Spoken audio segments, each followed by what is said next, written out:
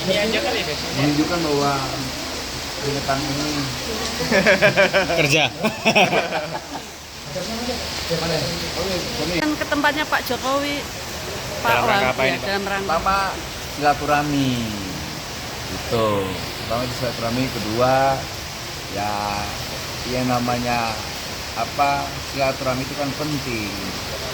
Masa kalau saya datang ke Solo kan tadi habis kebetulan pertemuan dengan kawan-kawan apa pengusaha tekstil ya. Ini kan ada kabar baik bahwa Permendak nomor 8 yang menjadi keluhan kawan-kawan industri tekstil kita itu menjadi atensi presiden, perhatian presiden.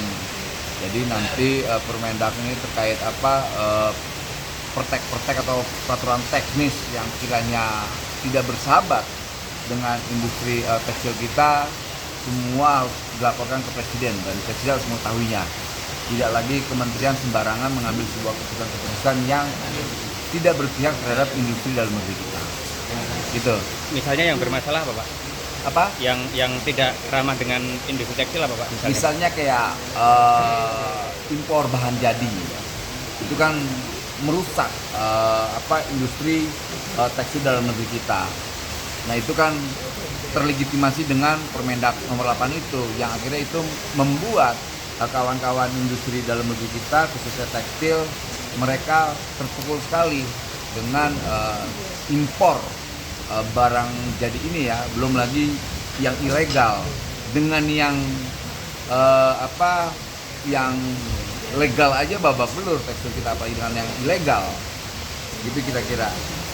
Langkah yang diambil berapa, Pak? Berapa?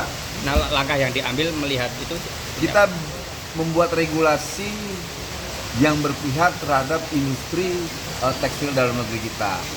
Betul. Kemarin alhamdulillah ya puji Tuhan bahwa Pak Presiden sudah memerintahkan agar Permendak nomor 8 ini dicabut atau direvisi. Kayak gitu kira-kira. Ini kan kebijakan baru dari Amerika, nanti berdampak pengusaha dan kerja bagaimana? Nah, justru ini momentum kita Indonesia untuk mampu bagaimana kalau ada swasembada energi, swasembada pangan, kenapa kita tidak bicara tentang swasembada industrial kita, ya kan? Makanya nanti semoga industri tekstil kita tumbuh dengan baik dengan adanya Pak. Tekstil kita ini harus masuk dalam program strategi nasional, membuat kawasan-kawasan industrial yang berbasis tekstil, gitu.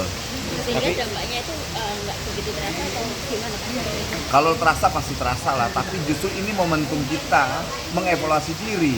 Kalau Donald Trump mampu menjaga industrial dalam negerinya, kenapa Indonesia tidak? Sekarang ramai-ramai kan akhirnya semua negara dunia menjaga industri dalam negerinya.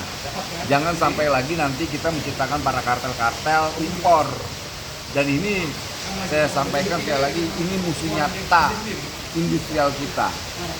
Jika impor ini masih bersahabat dengan para pemain kartel ya, para kartel-kartel ini, makanya bersahabatlah dengan industrial tekstil kita karena mereka punya kontribusi luar biasa. Bayangkan satu pabrik itu kalau bisa mempekerjakan 20.000, 10.000, kan itu sedikit mengurangi beban negara. Minimal mengurangi angka kemiskinan, angka pengangguran yang hari ini diorkestrasi Indonesia gelap, lantas kabur aja dan sebagainya. Itu di sisi lain kita lihat di Kamboja banyak sekali warga negara Indonesia ini malah menjadi operator judi online, scamming, bahkan menjadi korban perdagangan organ tubuh ya, khususnya ginjal. Itu. Tapi arah kebijakan Pak Presiden justru ini relaksasi impor seperti misalnya menghapus TKDN dan yang lain untuk menghadapi kebijakannya Donald Trump itu seperti apa Pak? Apa tidak nanti mengancam produksi dalam negeri? Justru di sini malah membangun gairah kompetisi kita di dalam negeri. Tapi tetap kebijakannya harus pro terhadap industrial dalam negeri kita. Jangan juga membuat malah memperlemah atau malah tidak berpihak terhadap industrial kita ya. Tapi sikap dari Pak Presiden kita yang jelas ke depan bagaimana membangun kompetisi yang sehat dalam semangat menjaga industrial kita. Gitu. Bapak selain komunikasikan dengan Bapak Apa? komunikasikan dengan Pak Jokowi tadi apa saja? Ya banyak hal yang Politik, Pak, politik terkait ada juga. misalnya ya ke depan seperti apa, banyak diskusi. Saya juga minta masukan lah ya, karena beliau kan punya pengalaman ya dalam 2 periode kemarin cukup berhasil dalam membangun Indonesia ke depan gitu. Soal serangan-serangan yang masih ditujukan Pak Jokowi, padahal udah punya tugas Pak, seperti ijazah palsu, kemudian SMK, itu seperti apa Pak? Ya kualitas mereka ya seperti itu gitu.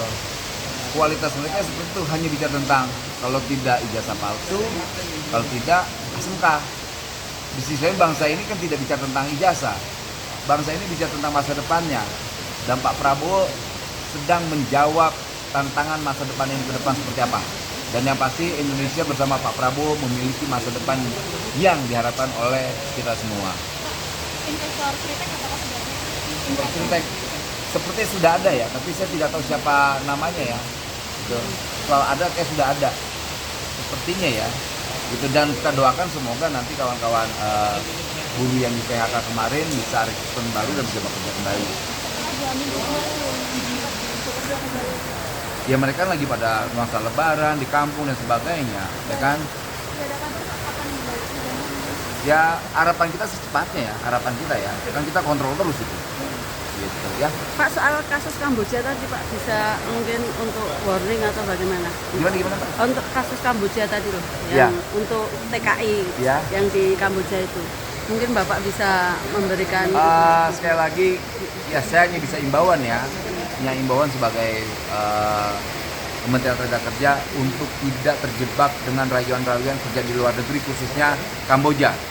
Karena semua modusnya itu kerja ke Thailand dulu, dari Thailand itu dibawa ke Kamboja, gitu. Dan itu kami mengingatkan dengan segala hormat dan kerendahan hati lah, negara mengimbau jangan mau ikut bujuk rayuan kerja di luar negeri, khususnya Kamboja dan Thailand. Nggak dilarang bekerja di luar negeri, yang dilarang adalah bekerja menjadi operator judi online, kemudian jadi operator jadi scamming. Itu yang kita khawatirkan. Bekerja di luar negeri ya kita berharap lah ya, karena di Kementerian Tenaga Kerja itu banyak sekali program-program kerja ke luar negeri, khususnya pemagangan. Data itu kan yang miliki bukan kita, Kementerian Tenaga Kerja, Kementerian Migran Indonesia ya, BP2MI atau Kementerian Luar Negeri. Kalau untuk penyalurnya tenaga kerja itu bagaimana Pak? Penyalur tenaga kerja Penyalur gimana? tenaga TKI itu yang ke luar negeri, terutama yang ke Kamboja itu? Tangkap. Yang menyalurkan tenaga kerja Indonesia ke Kamboja itu tidak beda dengan teroris, bandit mereka. Mereka bandit. Tapi kalau mereka yang mengerjakan dengan pekerja-pekerja tempat-tempat yang layak, mereka adalah pahlawan. Gitu. Ya, terima kasih kasih Pak ya. Wamen. Thank you. Ya. Matur nuwun.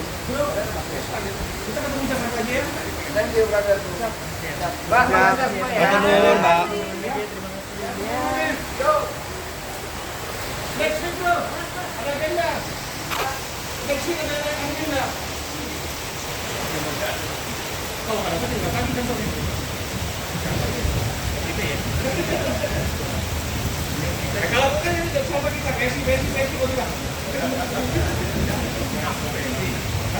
Siapa kita katanya?